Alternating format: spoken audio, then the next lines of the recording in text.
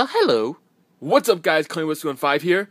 Every single format, I try to bring Rabbit back, you know what I'm saying? Because it's just too sexy, too fuzzy, too cute not to play. So, yes, I'm at it again. I brought back Rescue Rabbit. So, yes, this is a Dino Rabbit deck profile for the July 2014 format.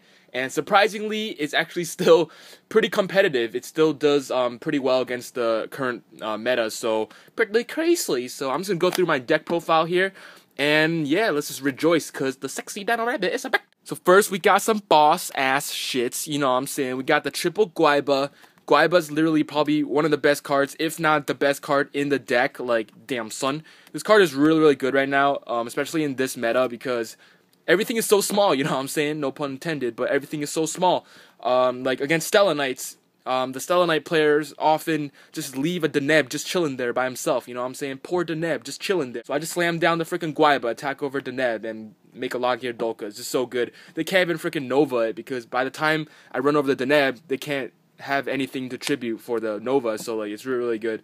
So YuGiOh is just such a big threat right now in the format. And against Shadows, pretty much any Shadow that they set, YuGiOh can run over because it's got a huge ass dick, if you will.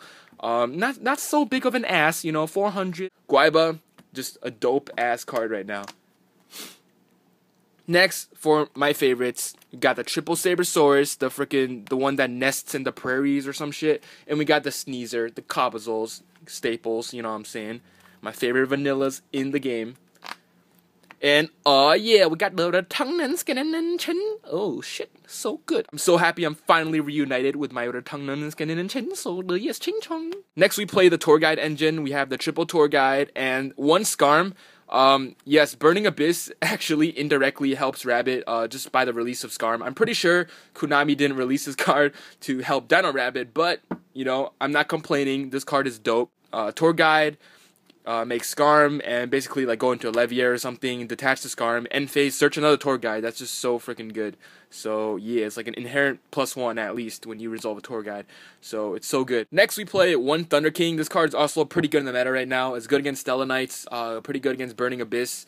It's okay against Shadow, but like this card is just really, really good. And I don't run a very high monster count, so might as well just run a Thunder King. It's a pretty good anti-meta card right now. Lastly, for monsters, we run one Voitakarte D. He want the big fat D. This deck's a lot of 1-for-1s, and, you know, resolving card just puts you ahead by a lot. So, yeah, card is pretty good. But I just run one, perfect number. As many times I actually do want to just summon like a YuGiOh and crash or something, so multiple cards could be dead at times. But yeah, it's overall just a really solid card. Next we play Triple Lance. This is pretty much a staple for any Dino Rabbit deck, to be honest. Really good protecting Dolka and Logia, and really good in conjunction with your YuGiOh. Then next we play Double Chalice. Against Shadows, this card is just really, really good. Being able to activate it during the damage step and stopping their flip effects is also just really, really crucial. And it's also really good against Stella Knights and Burning Abyss, like stopping the Tour Guide. It's pretty much good against all three decks in the format right now. So, you know, why not play it? And it's pretty good in this deck, especially because of the attack boost. So YuGiOh pretty much gets over like anything. And it's really versatile too, like you can use it offensively and defensively. So yeah, Chalice is just hella clutch right now. Next we play Double MST. Double Pot Smoker right up. Oh my, get so sexy today. We don't play 3 though, because that's a little too much. You do want to special summon in this deck, like with YuGiOh or Rabbit or Tour Guide. You do special summon, so sometimes you don't want too many dualities clogging your shit up. But consistency is still really important, so we still do play the double duality. Next we play one Gold Sark. This card is literally amazing in this deck. Basically it's a second Rabbit. If you open this in Tour Guide, it's basically the Levier and a Dolka or Logia. And if you can protect the Levier, you can just do the whole thing over again. So it's just so crazy today. The fact that you can just search Rabbit, and if you have a Tour Guide, just go off. Lastly, we play one Scene Rest. This card is just so good, but sometimes when I ran multiples, it got too cloggy because I run a lot of traps, and with any high trap deck, this card can get kind of dead sometimes. And there would be times where I open like 4 traps and like a soul charge. It's like, damn son, what the hell am I gonna do with that one? So yeah. And sometimes if I open macro early game, this card is pretty dead, but it doesn't really matter. We still have to play at least one because this card is just amazing. You can basically make like a Logia and Dolka just with one card. That's just ridiculous.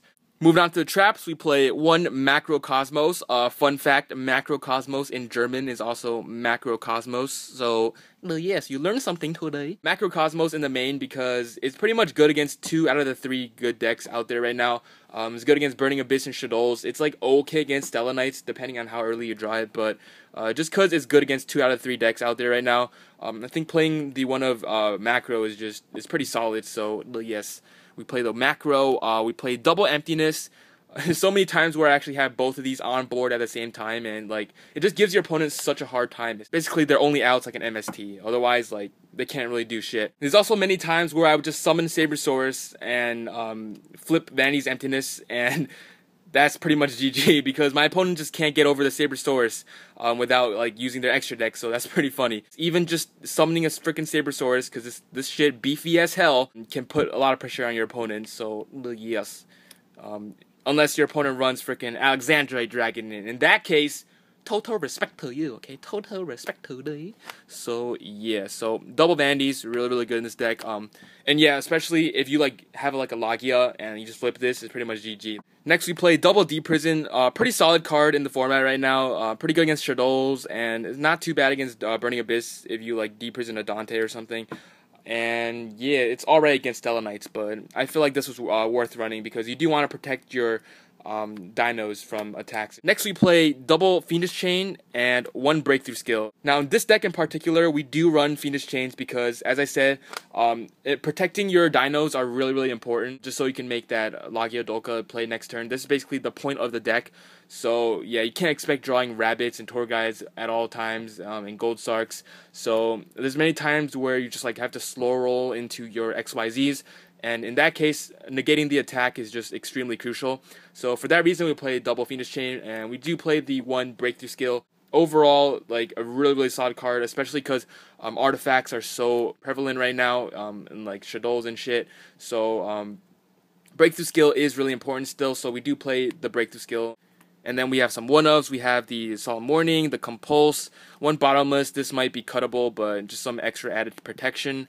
One Mirror Force, and one Wiretap. Now, everyone must think I'm bad for running Mirror Force. And I do agree this card is pretty shit right now, but just because no one expects this and no one runs it and everyone thinks it's shit, this card is good. Just because no one expects this card, literally, like, I've had Stella Knight players just run into this, like, with a whole board of monsters and just be like, oh damn son, you run Mirror Force, like who the hell does that shit? And so yeah, Mirror Force just, I don't know, it's just there for a surprise factor. I'm not saying how good of a card it is right now. It's pretty ass right now, but just because players nowadays overextend so much in the battle phase, because no one runs this card, that Spiegelcraft actually is pretty good. So yes.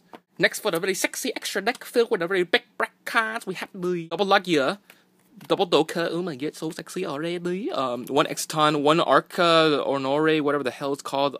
This Abyss Dweller thingy, Corn, Tasty, Ragnazero, and that shit. I would actually probably cut one of these 3 for a Castell. I currently do not own a Castell, I know, very sad boy. For the rank 3s, we play one Levier, one Alucard, one Zenmain's Automate, one Engineer, and one Leviathan. You can also cut this for the Castell, but yeah, I love my Leviathans, you know what I'm saying? 25 beat stick up the asshole. Yeah. I really like Engineer as well because having a Logia or Dolka backed up with Engineer is just so good. It's going to be really hard for opponent to get over just anything, so yes. Really quickly for the side deck, we have the double Crow, double Diffusion, MST, Dimension Risk, Soul Drain, triple Sim, double Limb, double Sight and Dirge, and one Blackhorn. I have no idea what this is doing here. I'll probably take that shit out. But anyways, that's about it for my very sexy skin deck profile. So yes, hope you guys enjoyed the video. Please like the video if you want to give this sexy cute rabbit a big boner, and please dump a comment and subscribe for more Asian. Bye!